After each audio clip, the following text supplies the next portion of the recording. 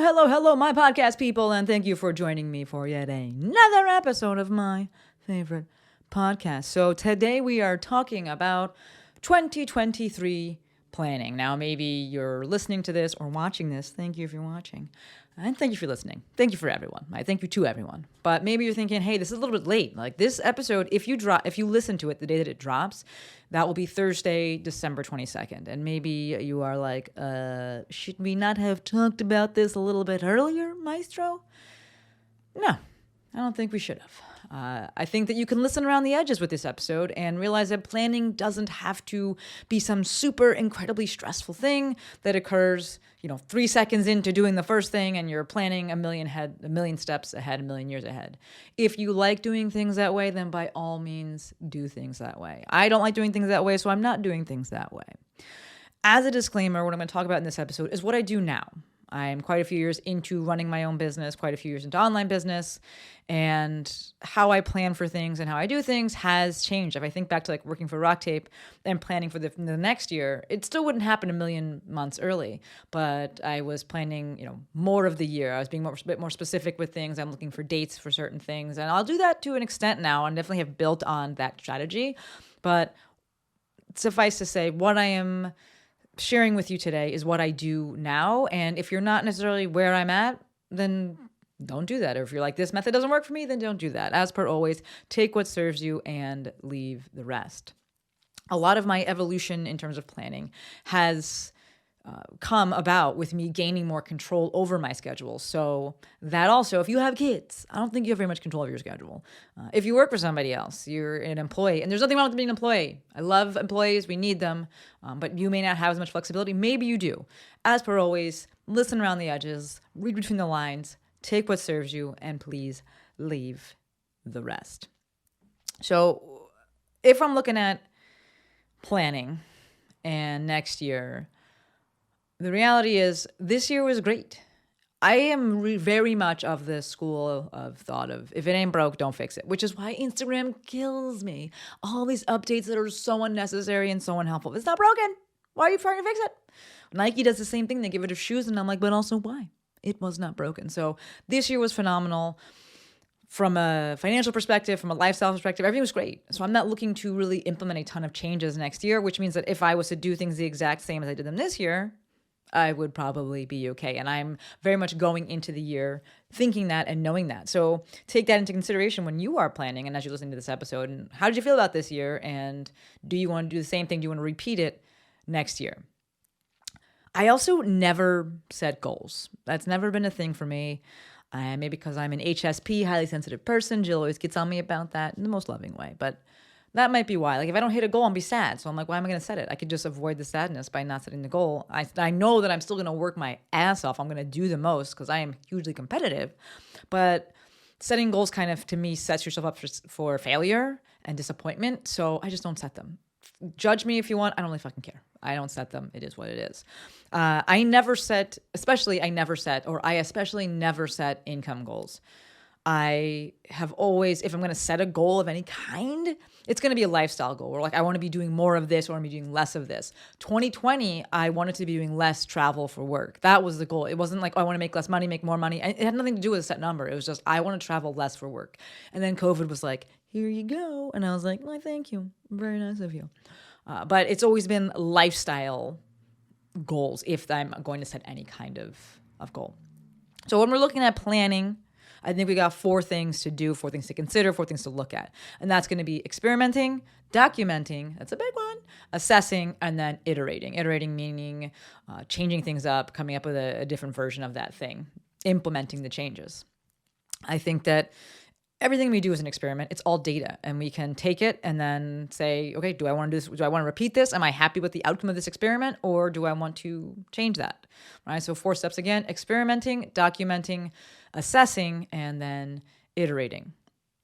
Circling back to those goals. Remember, I said I don't really set financial goals. I use Profit First as my accounting system, if you will, my approach. I use Sandy York. She's Fit Money Coach. She is the best in the business. She's my accountant, she's the bookkeeping, things like that. And to that end, that means that I have a ton of documenting going on. So I know what's going on. I wasn't always like that in my business. I was to an extent. I had lots of different accounts, so I could like see where money was. I don't like following things exactly, so I could just see, is the number going up? Is the number going down? Can I pay my bills?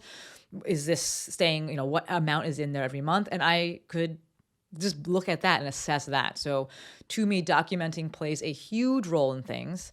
And from the financial side, that is how I do it. Someone was to ask me like, how much money do you make? I'm not going to lie. I don't really know. I'm like, enough. I know that I make enough. I know that the numbers are going up in the bank account or staying the same. They're not going down. I feel comfortable with what's in there and the reserves. I have enough that I put money into a SEP IRA. I can pay for things when I want them. I can pay for my siblings. I can pay for my nephews, my mom, my grandmother. I can buy them things. Life is very good. I don't feel stretched. I don't have to look at prices on groceries. I don't buy much gas. I don't really drive that much, but I don't have to be like super hyper aware of gas prices. So from the financial side, no, I'm not setting goals, but I'm also doing a ton of documenting so that I can assess and then I can know, like, am I good or do I need to change anything? So with the whole planning thing, I usually bring on Alex Parker, Meredith Root. I bring them on every year. We kind of talk about goal setting, New Year stuff. I bring them on in December, January-ish.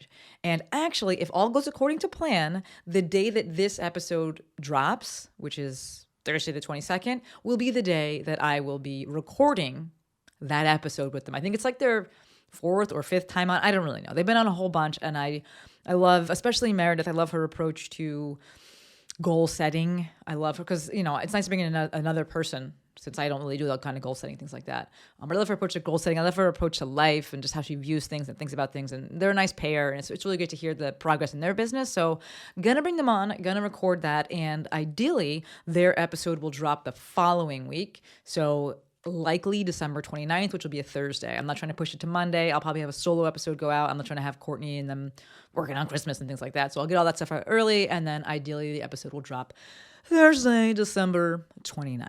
So let's get into the planning. Now, like I said, I don't set goals, but as it relates to the new year, it can be a really helpful time for people to be like, not necessarily new year, new me, but it just gives you this like parameter, this starting point, and that can bring some motivation for people and inspiration. So if you set goals, you set New Year's resolutions, amazing. I'm not here to shit on that or anything like that. What I do as it relates to the new year, and it's also my birthday. I didn't say that, but I should. January 1st is my birthday. I will be 38.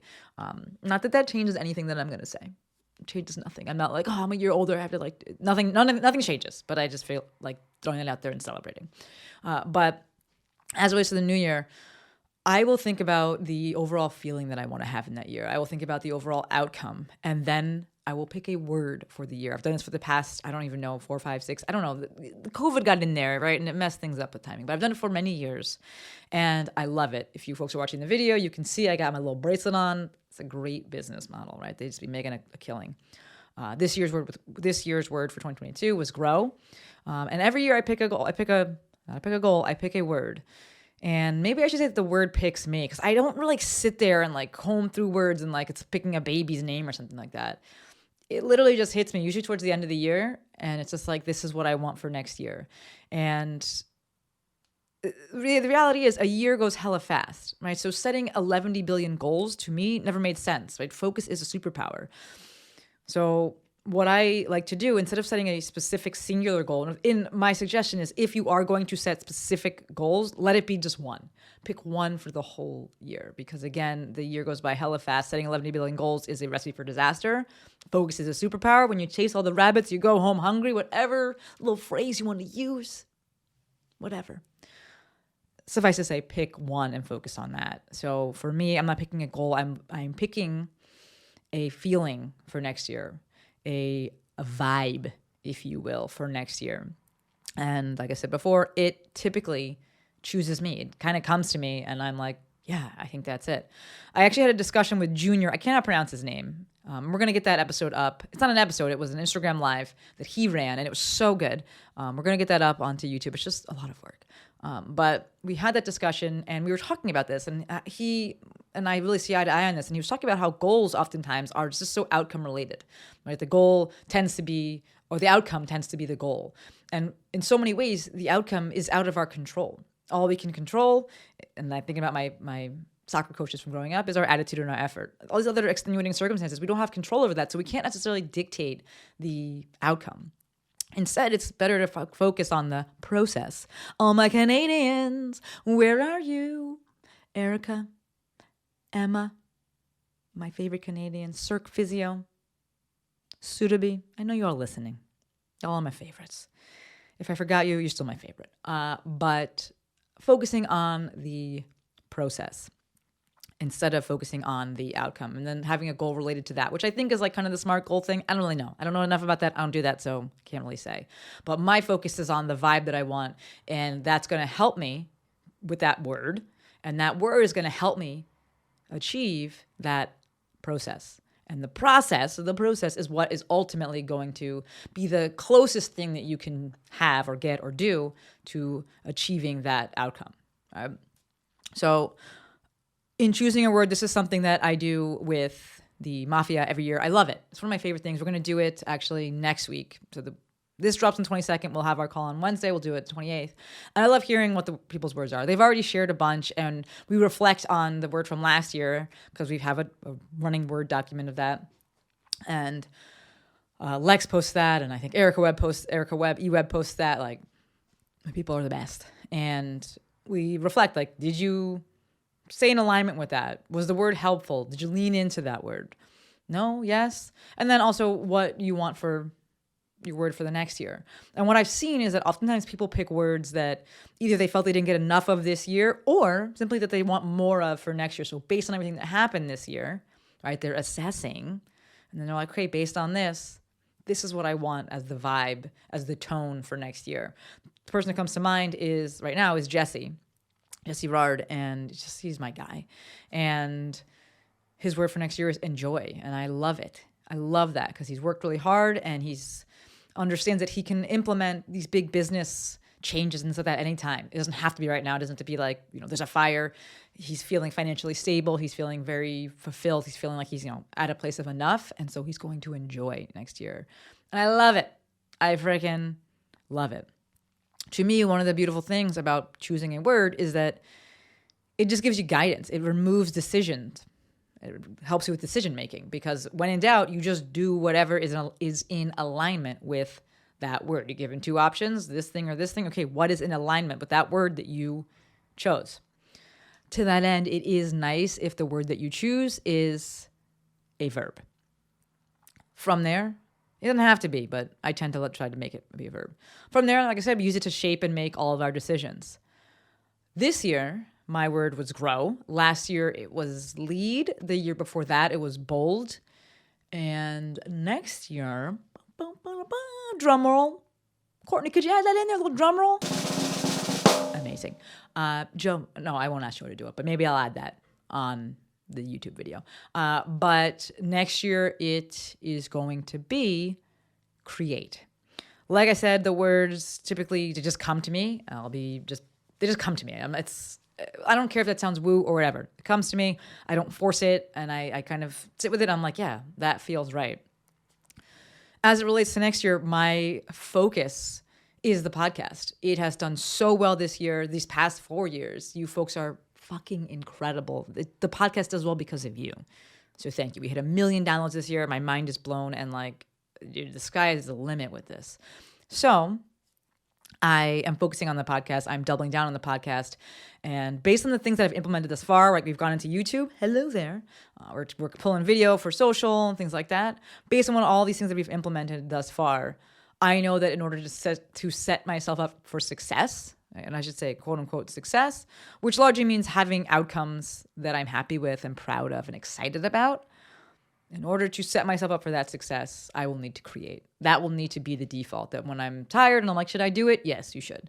When I'm asked if I should, take this call or make this thing, it should probably be make this thing.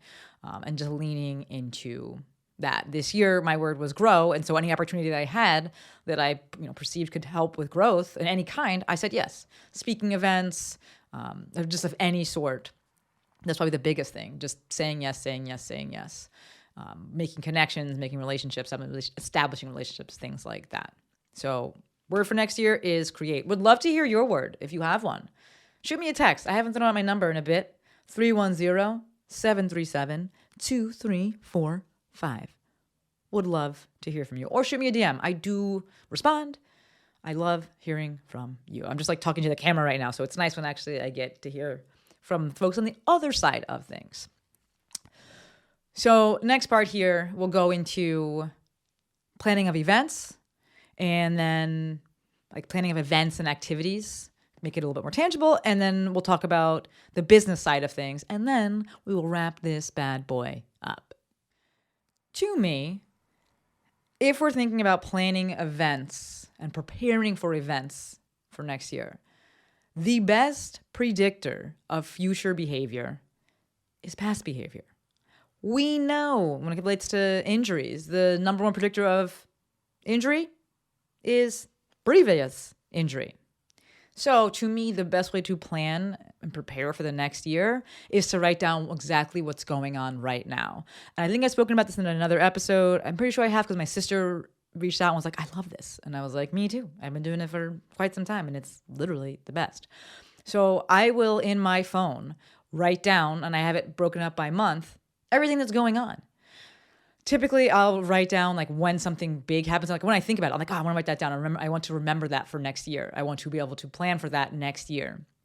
I don't want that thing to come around and surprise me next year, because if we listen to those episodes, Courtney, thank you. You can link, especially the episode with Emily Reed about seasonality and spirality, right? It all comes back again.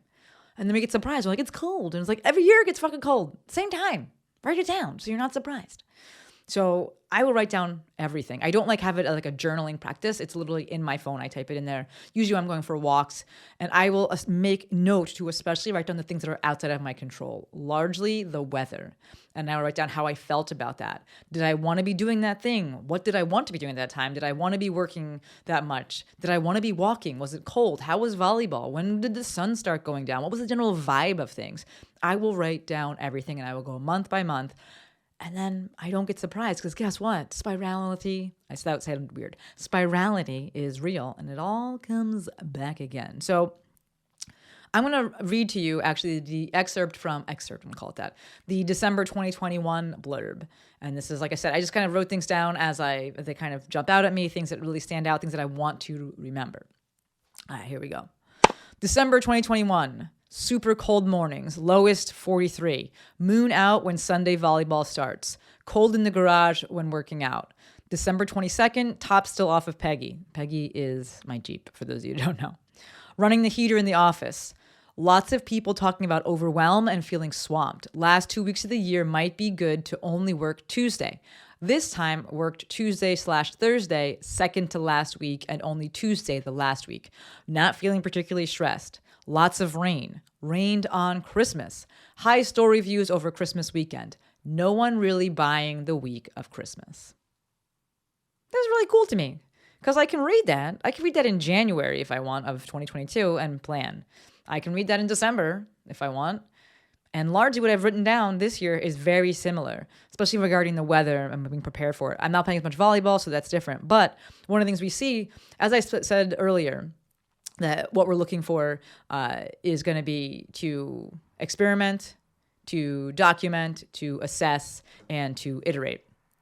As it relates to that, I am doing the documenting, which then allows me to decide, right, to assess and decide, do I want to change anything? I said in this that I wasn't feeling particularly stressed, right? I documented it, I assessed, I wasn't feeling particularly stressed. Cool, so I can keep things the same.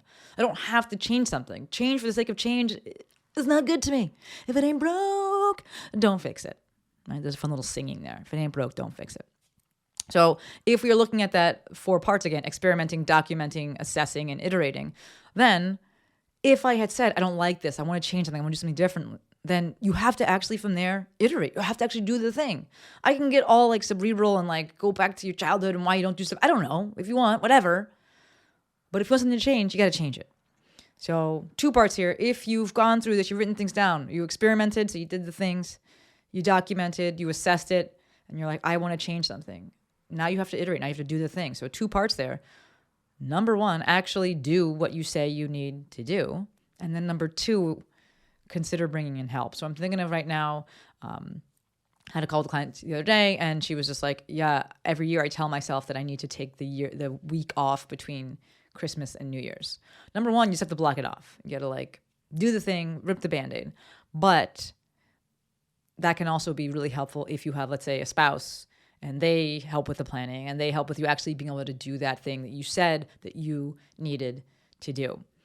It is incredibly important to trust ourselves and believe ourselves and I don't want to say stay true to ourselves, but uphold promises to ourselves, keep promises to ourselves. Because the reality is when you wrote this down, that's why I write it down in the moment. It's what you were actually feeling. It's very easy to then write this down in December and then suddenly it's January, it's July, or here it's like the nicest in August, September, and October. It's August, September, it's October, it's beautiful out. And you're like, I don't need that break between Christmas. I'm not going to block it off because you're in a really good way. We do this all the time, right? You watch like Survivor and you're like, I could do that. I never think that, but like, I know that people think that, like, I could do that. Meanwhile, you're like at home and it's really warm and there's no bugs. And you're like, no, you couldn't do that. Or a red eye. We know it's a terrible idea. Some of you like it. I'm thinking about Jordana. You're wild. But most of us, we don't like it. But then we'll go and book that thing because we book it at 3 p.m. on a Monday. And we're like, oh yeah, the red eye won't be that bad. It will be that bad. So when you're on that red eye, write that shit down and say, never do this again because it's the worst. And then keep your promises to yourself. Believe yourself. Believe the feelings that you had in that moment. All right. So that's my December little excerpt. From there, I can assess. I can decide if I want to actually iterate or change anything and then go from there. Nothing surprises me. And last part here, right, as it relates to kind of planning for 2023, we went over the fact that I don't do goals, but I will choose a word. We know that future or past actions are the best predictor for future actions. So I'm going to just document what I'm doing, and then I can go look at that and say, do I want to change things? Do I want to keep things the same? I know what's coming. And then lastly, from the biz perspective, if we want to get tactical with this, I think about it kind of like farming. I've been on the farming kick, the regenerative agriculture kick, and learning more about it. But just in general, it makes sense, right? You think about with farming, what needs to be planted when to grow by when? What grows best when? The seasonality, the inherent seasonality of things. Your business is no different. What will be different is what you do in year 1 versus what you do in year 10. This is why I want you to write things down so that you know and you can decide, okay, I'm going to change this. I want to keep this. And it's also really helpful for you to run the same thing over and over again. If you keep launching new things, coming up with new things, then it's almost like you're repeating year 1 over and over and over again because you don't get enough data. You're not doing enough experimenting to get like truly statistically significant data. So you can like, yeah, this is not an anomaly. This is how it is each season. I want to start running this at this time. I don't want to run this at this time. This makes sense to do this. People are buying at this time or they're not, right? Repetition is going to be your friend. Super helpful to be able to write that down and then pull from those past experiences. So again, write your shit down. Are people buying more in a certain season? Are you enjoying selling more in a certain season? Do you want to not be selling it all in the season? Do you want to take the entire summer off? Write that down that you're like, I didn't like doing it this time. And also, not many people were buying.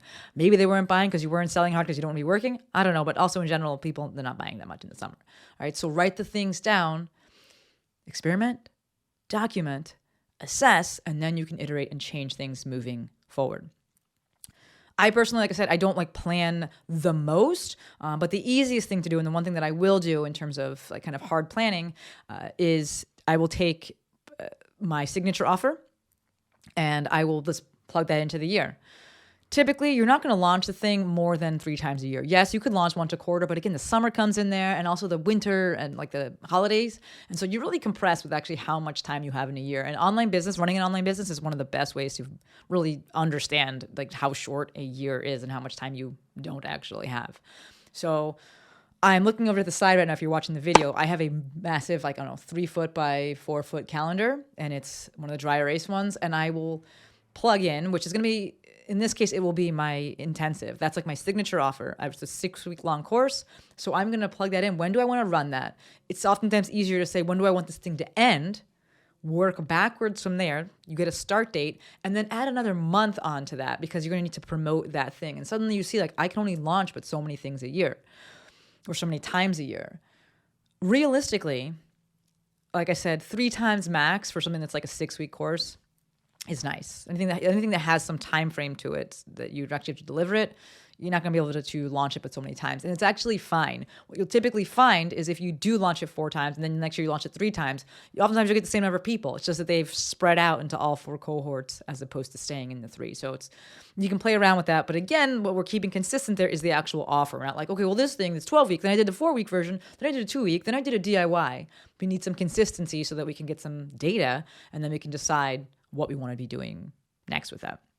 So for the planning, the kind of hard planning, I take my signature offer, I plug that into the calendar, and then I can work things around then. I know that my Mafia calls are going to be on a certain day. I know that my legacy calls will be on a certain day. And I will write all those things down on the calendar. And yes, I color coordinate things. I don't plan a vacation because I don't like taking vacation. I live where people vacation. So I don't plan like, oh, in this 2 weeks, I'm going to go away.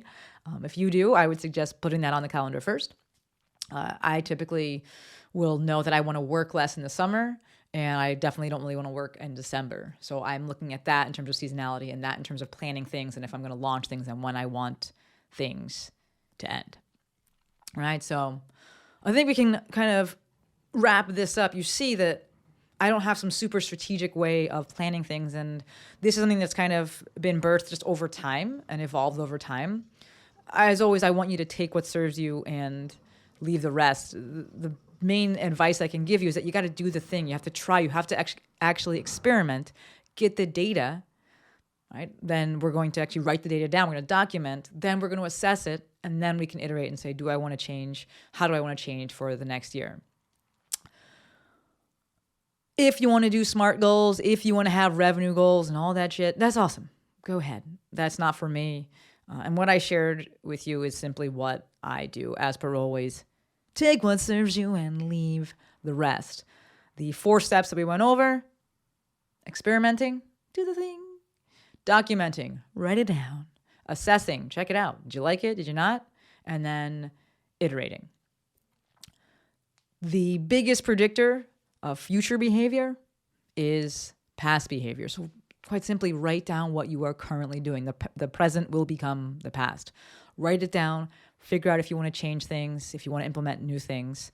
Consider choosing a word that's going to give you that vibe for next year, that's going to move you towards that outcome, because it's going to help you make decisions for the processes that ultimately lead to that outcome. And from there, that's it. You get to just go and do the thing. I don't think that you need to go and plan a million years ahead. But again, I'm just here to share what has worked for me. So that's going to be my 2023. I know I didn't get so in depth with what I'm actually going to be doing, but the big thing as it relates to the podcast, the business, is going to be the podcast. Everything else, folks, you've seen me this year. It's going to look the same next year. I love where I live. I got my guy Rupert. I love how I'm working out. I love volleyball. I'm going to obviously, ideally, get back into that, coming off the knee injury. So all of that stays the same. If it ain't broke, don't fix it. All right, officially gonna wrap it up there. As always, endlessly appreciative for every single one of you. Until next time, friends. Maestro, wait. I should say, because this is going to come up before then, Merry Christmas if you celebrate it. I think I probably missed Hanukkah, so happy Hanukkah as well. Happy holidays to all of you. Okay, now we can do it. Until next time, friends, Maestro out.